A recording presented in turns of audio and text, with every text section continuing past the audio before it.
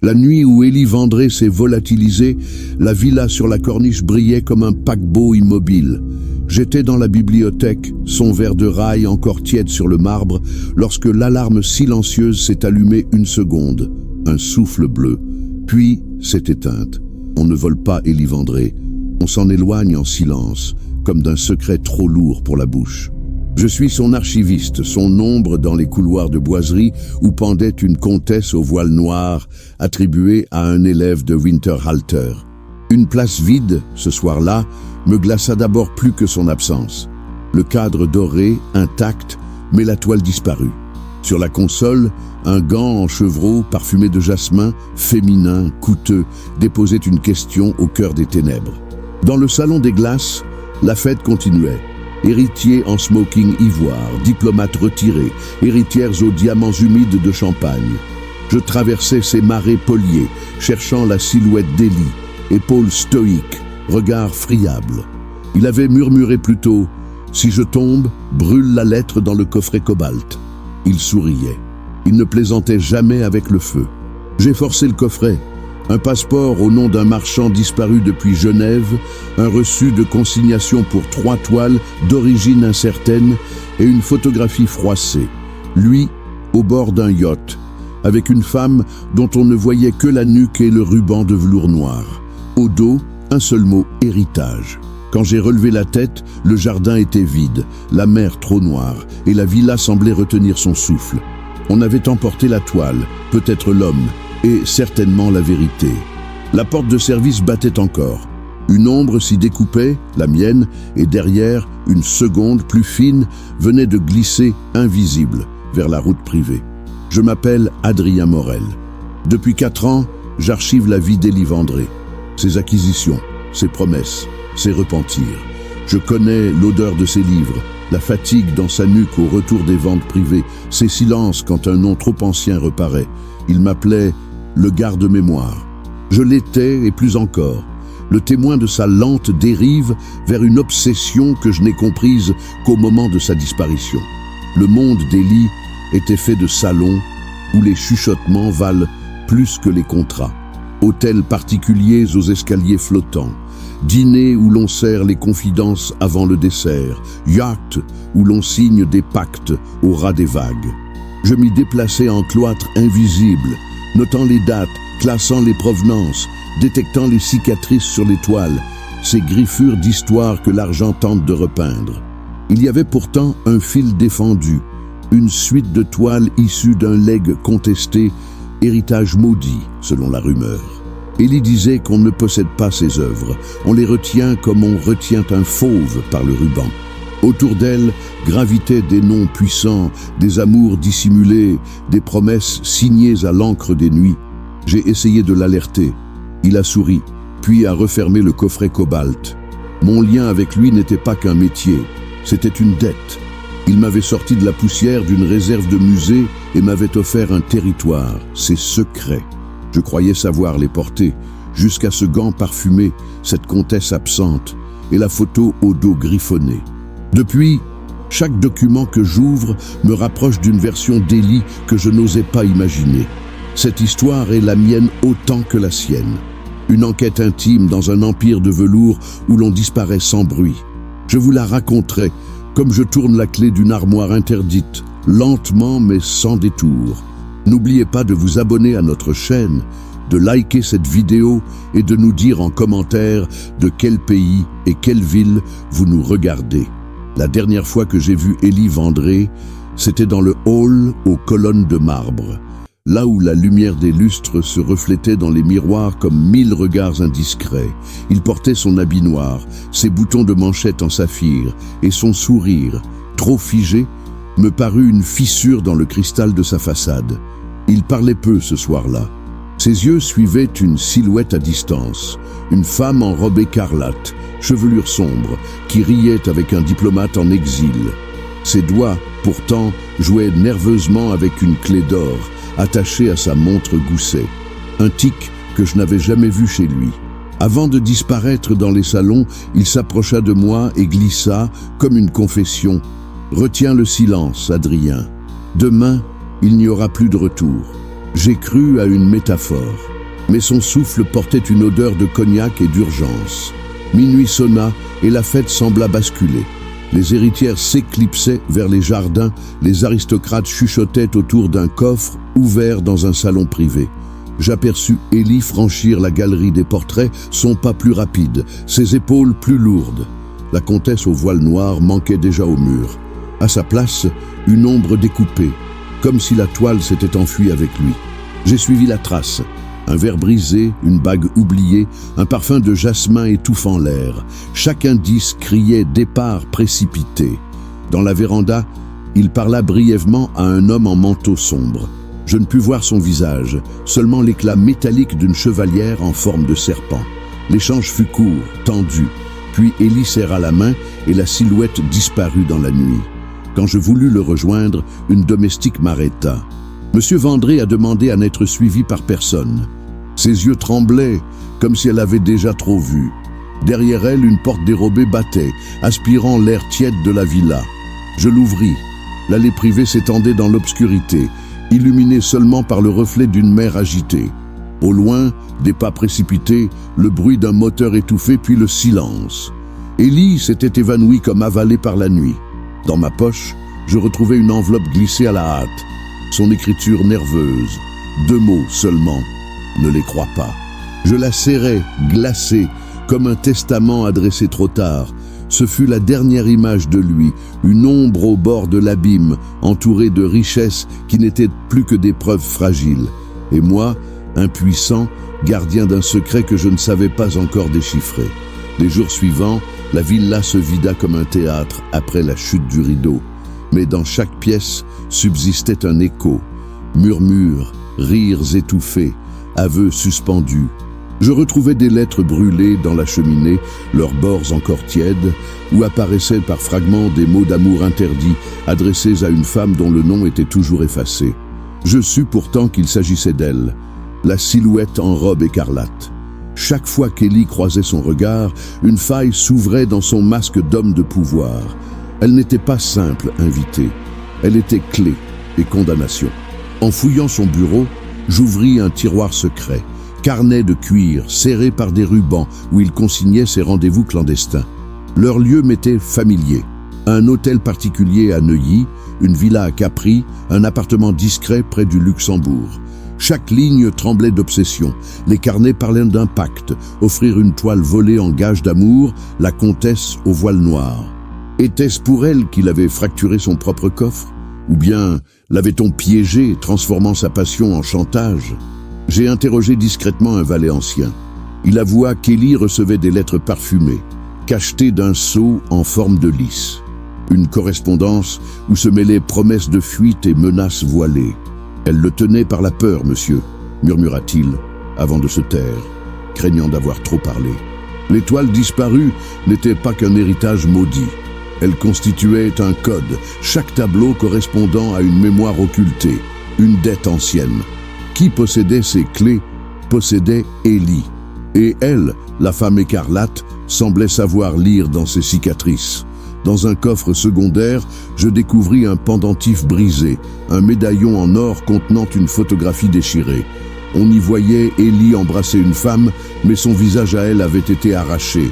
L'absence hurlait plus que n'importe quelle image. Tout autour de lui semblait contaminé par ce secret. Ses amis le fuyaient. Ses associés se taisaient. Ses domestiques craignaient même de prononcer son nom. Comme si Aimé l'avait condamné, et que cette condamnation rejaillissait sur quiconque s'en approchait. Dans mes nuits, je revoyais ses yeux la suivre dans la salle des miroirs, son tic nerveux sur la clé d'or, ses mots précipités. C'était elle le fil rouge de sa disparition. Amante ou geôlière, passion ou piège, peut-être les deux, mais ce que je ne comprenais pas encore, c'était l'ampleur du cercle autour d'elle. Un réseau de diplomates, de financiers, d'aristocrates déchus. Chaque secret dévoilé en entraînait un autre, comme si les murs mêmes de la villa contenaient des aveux gravés dans leurs pierres. Plus je m'enfonçais dans l'univers d'Élie, plus je découvrais que ses amours interdits n'étaient qu'un fragment d'une toile plus vaste. Son entourage formait un cercle étroit, une constellation de magnates, de politiciens et d'aristocrates qui dissimulaient leur pacte derrière des sourires en cristal. Dans les salons privés, je les observais depuis les ombres. Ils échangeaient des promesses comme d'autres échangent des toasts. Chacun tenait l'autre par un secret, une dette effacée, un adultère caché, une signature falsifiée. Élie, avec ses toiles maudites, était devenu leur pivot. La disparition de la comtesse au voile noir ne provoqua aucune stupeur parmi eux. Au contraire, un silence lourd s'installa comme si le vol avait été annoncé. Je compris que ce tableau n'était pas seulement une œuvre, c'était une clé, peut-être une menace. J'entendis un soir 2 sénateurs retraités murmurer qu'elle détenait désormais la preuve. La femme écarlate, donc, avait franchi les cercles interdits et s'y était imposée. Non comme amante, mais comme arme. Au club de chasse d'un prince déchu, un banquier ivre me confia qu'Élie devait livrer les toiles en paiement d'une dette impossible. La protection d'un héritage contesté menaçait d'être révélée au grand jour. « Sans elle, son nom tombe », souffla-t-il avant de s'endormir sur un tapis persan. Peu à peu, je sentis que sa disparition n'était pas un accident isolé, mais une opération collective, une mise au silence orchestrée par ceux qui prospèrent dans l'ombre. Là où les lois ne franchissent pas les rideaux de velours, les dîners, les bals, les voyages en yacht n'étaient que façades. Derrière chaque toast se cachait une clause, derrière chaque sourire, une menace. Et Élie, en croyant aimer, avait franchi la limite d'un jeu qu'on ne peut quitter vivant. Plus je reliais les fragments, la clé d'or, le sceau au lys, la chevalière serpent, plus une vérité glaçante se formait. Tout était relié. Chaque objet, chaque geste était un fil dans une tapisserie invisible. Moi, simple archiviste, je devenais témoin d'un théâtre où le pouvoir se nourrissait du silence. Je n'étais plus observateur. J'étais lié par les confidences, par les preuves que j'avais touchées, par la peur qui désormais m'habitait. Je compris que chercher Élie, c'était défier ce cercle, et que dans ce monde, celui qui défie doit disparaître à son tour. Les jours suivants, j'ai tenté d'approcher la police privée engagée par la famille Vendré. Mais leurs regards glacés me firent comprendre que l'enquête n'était qu'une vitrine. Il ne s'agissait pas de trouver Élie, mais d'étouffer le scandale. Les rapports se perdaient dans des tiroirs verrouillés, les témoignages disparaissaient comme des cendres balayées. Alors j'ai suivi mes propres pistes. Le gant au parfum de jasmin me mena d'abord vers une suite discrète d'un hôtel particulier à Neuilly. Le réceptionniste, trop nerveux, m'assura n'avoir jamais vu de femme en robe écarlate. Pourtant, la chambre exhalait encore l'odeur entêtante de son parfum, mêlée à celle du cigare d'Élie. À Capri, la villa qu'il louait à l'été était soudain fermée, volets scellés, jardin envahi de ronces comme si l'on avait voulu effacer toute trace. Seul un voisin me glissa qu'une nuit, il avait vu un couple embarqué à bord d'un yacht noir, silhouette féminine d'abord rieuse, puis muette comme éteinte. Chaque indice que je découvrais semblait crier qu'Élie n'avait pas fui seul, mais qu'il avait été accompagné, contraint, ou séduit au-delà du raisonnable. Et chaque fois que je me rapprochais, un obstacle surgissait. Menaces voilées, avertissements anonymes, regards trop persistants dans les rues sombres de Paris. Une nuit, je reçus une enveloppe glissée sous ma porte. À l'intérieur, une photographie de moi, prise la veille, sortant de la villa Vendré. Au dos, ces mots tracés d'une main sèche, « Cesse ou tu le rejoins ». Pourtant, je persistais. Dans les archives notariales, je découvris un contrat secret liant Élie à un consortium de collectionneurs. Ces toiles maudites servaient de caution à des prêts occultes. S'il tombait, d'autres noms prestigieux tombaient avec lui. J'étais seul, mais plus je progressais, plus je sentais leur présence. Des silhouettes me suivaient dans les couloirs du métro, des voitures ralentissaient devant mon immeuble. Le silence devenait une arme, et moi, je n'avais que ma mémoire comme protection. À Genève, un marchand me remit un catalogue confidentiel. Les toiles disparues y figuraient déjà, offertes à des acheteurs anonymes. Comme si Élie avait disparu pour que son art soit vendu en secret, effaçant à jamais les preuves de son héritage contesté. Mais un détail me frappa. À côté de la comtesse au voile noir, un signe discret avait été tracé, un lys noir, identique au sceau des lettres parfumées. Elle, encore elle, au centre de toutes les pistes. À ce moment précis, je compris que je ne cherchais plus seulement Élie. Je chassais une vérité qu'ils avaient juré d'enterrer. Et que la prochaine étape, franchir le seuil de leur monde interdit, serait peut-être ma condamnation. J'ai franchi le seuil de ce monde interdit par une nuit sans lune, quand un ancien ami d'Élie, un marquis ruiné, accepta enfin de me recevoir. Sa demeure, un hôtel particulier en ruine, exhalait le parfum rance des soieries défraîchies. Il me tendit une coupe de Porto poussiéreux et murmura que la disparition d'Élie n'était qu'un épisode parmi d'autres. Ceux qui détiennent l'étoile, dit-il, détiennent aussi nos héritages maudits. Ces mots flottaient dans l'air, lourds d'un secret qu'il craignait de libérer. Je compris alors que la quête d'Élie ne se limitait pas à ses amours interdites. Il cherchait à briser une chaîne séculaire, un cercle de famille lié par des pactes de silence et des échanges d'œuvres volées. Chaque toile représentait une confession, un crime effacé de la mémoire publique, mais gravé sur la toile, comme une cicatrice invisible. La comtesse au voile noir, en particulier, portait la trace d'un assassinat d'héritière resté impuni. La posséder, c'était tenir en otage l'honneur de tout un clan. Dans mon carnet, je recopiais chaque indice. Les noms surgissaient comme des spectres, ministres encore en fonction, banquiers discrets, aristocrates collectionneurs. Tous s'étaient retrouvés un soir ou l'autre dans les salons d'Élie. Tous avaient laissé une part de leur âme dans son coffre cobalt. Et maintenant, ces âmes semblaient s'être retournées contre lui, réclamant la disparition de celui qui en savait trop. Je notais les correspondances, mais chaque ligne me rapprochait d'une vérité qui brûlait mes doigts. Les jours se succédèrent dans une tension étouffante. Je dormais peu, hanté par le parfum de jasmin, par la silhouette écarlate qui surgissait dans mes rêves. Elle devenait plus qu'une amante interdite. Elle était la main invisible qui tirait les ficelles, l'incarnation même du pouvoir féminin dissimulé sous les voiles du luxe. Était-elle victime, complice ou souveraine de ce complot?